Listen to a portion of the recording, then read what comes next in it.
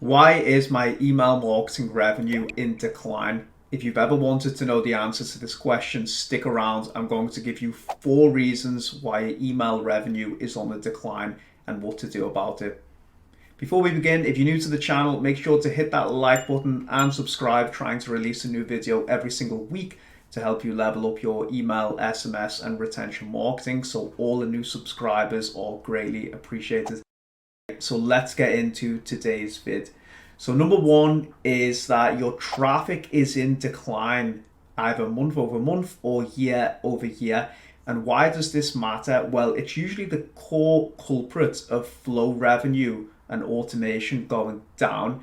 And the reason being is it's a very simple explanation. Less in at the top of the funnel, less profit out of the other end. If you have 100 people going into a welcome flow one month and then you have 80 going into it the next, then it stands to reason that the email attributed revenue is going to be in decline. Now, when this happens, that usually brings us on to point number 2, and that is your paid advertising is in decline. So you're just not being as efficient with driving conversions, the quality of the audience, or overall traffic from paid ads. And this is a big problem in this day and age. As we all know, customer acquisition cost has increased, cost per click, CPMs, etc. And as a result, this is having a knock-on effect in terms of traffic going down. So if your paid advertising is not up to scratch, then you're obviously going to generate less conversions. You're going to have less people coming in at the top of the funnel, and your email attributed revenue will be in decline as a result of this. It's also critical to note that if you are acquiring less customers, then your net active customer base will also be in decline. So you may have a bigger list, but because you're acquiring less customers month on month, your email revenue will still be in decline. And this is because you just can't rely on a huge list to continuously drive revenue, especially if you are a consumable-based brand or fast-moving consumer goods. You can rely on these customers to cover the deficit for a period of time, but not indefinitely. You have to get back to acquiring customers profitably. There's no other solution. That brings us nicely onto point number 3. You've burned through your list.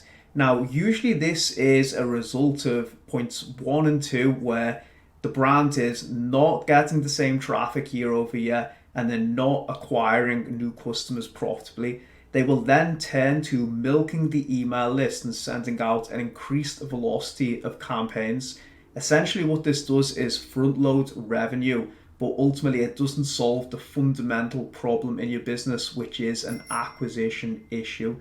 So just be aware that if you're in the habit of relying on campaigns to cover this deficit, it's not a long-term solution. You need to get back to acquiring customers profitably and then realizing the lifetime value through your retention channels. There really is no other option. It can work as a plaster or a band-aid, whatever you want to call it, for a short period of time, but it will not fix fundamental issues in your business related to profitable acquisition. The 4th reason is a result of all of these factors, and that is you're attracting lower quality customers. And sometimes you're conditioning high quality customers, high value customers, to become low quality customers through the excessive use of discounting. Why does this happen? Because a lot of brands end up in a distressed position because of inefficient acquisition, and to plaster over the pitfalls in their business, they then start to incessantly send out discounts to front load revenue. As a result, you condition your subscribers to only buy at discount, and it tends to generate a lower lifetime value over time. It's a very vicious cycle to be in because it's very hard to pull the brand back out of that and reset these critical business fundamentals, but ultimately you have to do this unless you're a discount brand and you're competing solely in a commoditized category on price. It's a very bad trajectory to go down long term for most e-commerce brands. So that's it. They are the 4 reasons why your email marketing revenue is in decline. What's the solution to all of these problems? Well, it should be fairly obvious by now.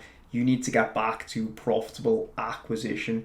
Retention and acquisition are inextricably linked. You have to join both together in order to maximize your store's potential. If you enjoyed this video, drop me a comment below on your thoughts. Did I miss anything off this list? Would love to hear from you, and I'll see you again next week. Thanks for watching.